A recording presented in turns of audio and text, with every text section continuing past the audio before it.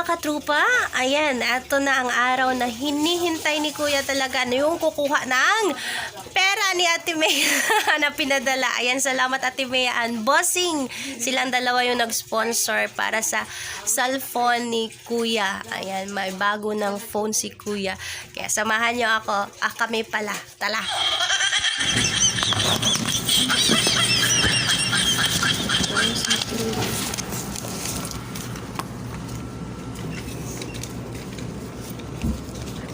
Mga katropa, andito kami ngayon sa nakuha na namin yung pera, bili tayo cellphone. Ayan, may sponsor si Kuya. Yay daw. Okay, kakuha camera, bi. Pwede na videohan.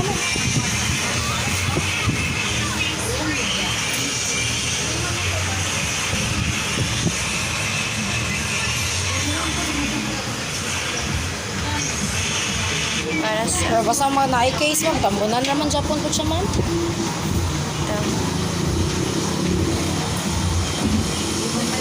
Get started na. Agayan ka. Ay, okay lang. Balik round Okay, Rene. Pa-tempered na mo ma'am. Oo. 100 na ma'am tempered. Sige, Okay lang. tempered na lang. Nakay simber. Kung ano na lang po kung sem nga Ito man mga pagpila ang globe. 50. Ang TM. Same food ma'am. So, globe na lang. Globe ra. Oo. Tapos naka-ID ma'am, register na ako ma'am. Ah, sige. I-insert sa kudrit sa Dito. Pasok sa cellphone.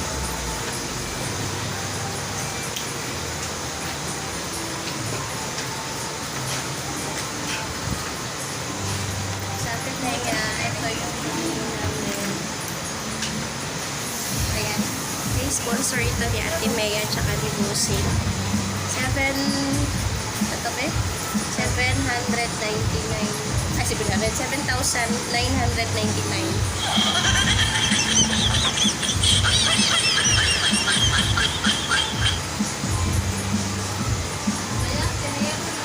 Tapos bumili na rin kaming SEM. Tapos pinatempered din namin para pag mahulog,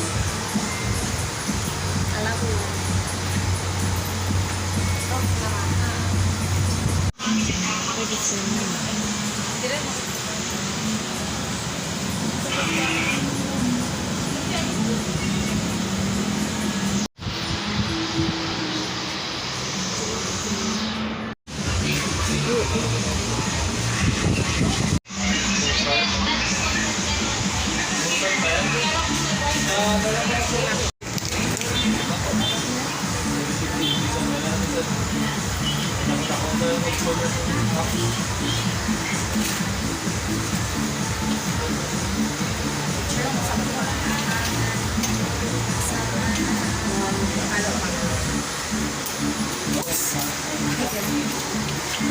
Alam mo, 1, 2, 3.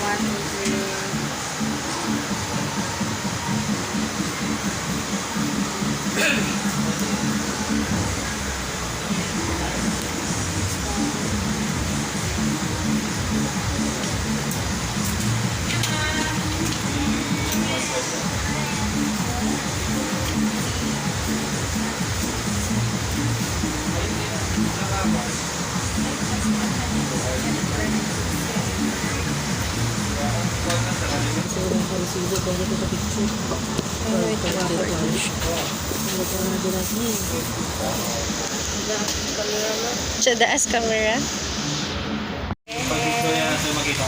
Ano siya isal? Kukong bag. Sa era ka tropa. Nakabili na kami ng cellphone na bago ni Kuya. Sponsored by Ate Maya and Bossing. Sa halagang 7,999. Tapos pinilhan ko na rin ng SEM. Then tempered para kung sakaling mahulog. Kaya pauwi muna kami.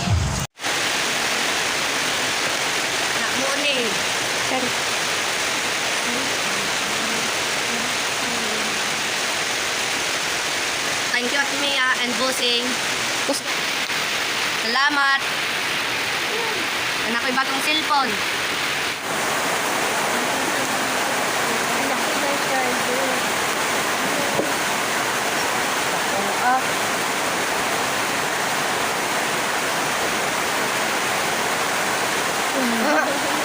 pag-open sa hapon. Wala na. Explain. Hello mga katropa, good morning! So, andito na naman kami ni Kuya kasi kahapon hindi namin natapos yung aming video dahil ang lakas ng ulan. Ay, si RG. Hindi nyo marinig yung aming pagsasalita. Si John Mark. Kasi ang lakas ng ulan ng sin. So, ito po. Ulan ng sin. Ito po, ito na yung nabili namin na cellphone ni Kuya na sponsor ni Ate Mea at ni Bossing. So, ito siya. Oppo A38. Ayan, Oppo A38. Ang halaga niya is 7,999. So, piso na lang para magiging 8,000. Ayan, ito si Kuya, sobrang tuwa niya. Unexpected daw na ang bilis niya nagka-cellphone agad. Kasi ang hirap talaga pag walang cellphone, lalo na kapag high school na. Dati nung kabataan natin, bawal talaga yung mga cellphone na yan dahil nakakasira daw sa pag-aaral ang cellphone. Pero ngayon, especially pag high school ka na, required talaga nila yung cellphone dahil kailangan yun. May mga isa-search sila, tapos may i-compute sila, no need na scientific calculator. Tapos, of course, yung mga GC, yung mga grupo-grupo nila pag may magagawin silang project, oy, anong gawin natin? Ganito, ganyan. Ayan, sobrang useful na talaga ngayon ang cellphone kasi more on internet na tayo, lalo-lalo na sa mga classes ng mga bata. Si Bunso naman, nasa grade 4 pa naman siya, so hindi pa siya sa cellphone, hindi pa kailangan. So saka na naman si Bunso pag kailangan na niya. Hindi naman siya nainggit kasi na unawaan naman niya, naintindihan naman niya na si kuya niya ay kailangan ng cellphone dahil high school na. Siya bata pa naman. So, ito yung nabili namin. Maganda po siya talaga ang Oppo, guys, kumpara sa iba ding mga cellphone. Ang hindi ko lang naman na is mga Apple. Charot. Apple, Huawei. Tapos, yung Realme, hindi ko pa yun na Pero yung sa Samsung, Vivo, Oppo and Spark, ayan, etong Oppo, maganda din talaga siya. Maganda din naman ang Spark. Ito yung kay Bossing na binigay yung Spark na yan. 2 years na ata yan higit sa akin or 3 years na. Ito, ay yung cellphone na yan. Pero medyo matigas na yung ulo niya kasi medyo naghahang na siya siguro sa dami mga apps na in-install ko. Pero hindi naman ako nag-i-install ng mga apps na walang kabuluhan. Yung mga gamit ko talaga na apps panghanap buhay. O si Kuya hindi na makapagsalita. Ang daldal ko So ito naman siya, maganda siya guys kasi ang bilis niyang i-handle. Ay, to. Ang bilis niya i-handle. Diba? Ang bilis niya i-handle. Hindi kagaya ng ibang na by the way, pangalawang cellphone ko na ganito, na hindi ko pala cellphone to kay Kuya pala. Yung unang cellphone ko, yung 8,000, yung 11,000 na Oppo din, ganito. Yun yung nalaglag, tapos tinakbo ng magnanakaw. Hinabol namin, hindi na niya kami pinansin, nagpaharurot talaga siya dahil gusto niya kunin talaga yung cellphone or mapapasakan niya na. So, 11,000 din yun. Medyo kamahalan din yun dahil nag-viral ako nun kaya bili ako ng magandang cellphone. Ito naman siya nasa 8,000 na talaga siya kasi piso na lang ko lang para 8,000. Maganda siya. Isa pa pinakamaganda dito, ang bilis niya mag-charge. Sobrang bilis niya mag-charge. Hindi pa abot 1 hour ko yan, Hindi abot na 1 hour full na siya. So, kasi siya 33 watts. So, hindi iinit yung charger, hindi iinit yung cellphone. Ang bilis niya. 33 watts. Yung Vivo, yung binili kong fast charger para sa dito, kasi nasira yung charger nito, 30 watts, 30 siya.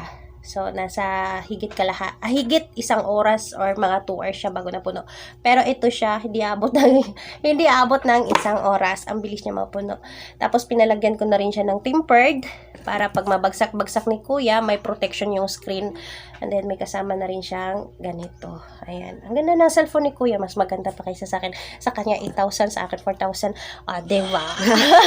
Okay, kamusta yan? Ganda talaga pag mga reporter, Kuya. Ayan. So, eto, thank you, Ate Bean. Bossing, napabilis yung kanyang pagkakaroon ng new phone. Ayan, by the way, pag-anuhan pa sana niya, pag-ipunan pa sana niya, pero andyan si Ate Mea nag-offer agad.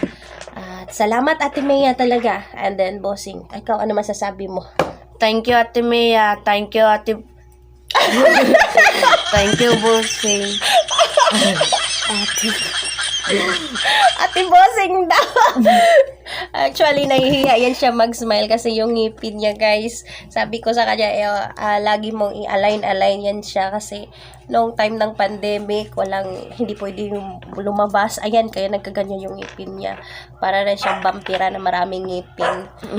Hindi siya masyadong nagpapakita ng ngipin. Pero maayos din yan pag lumalaki siya.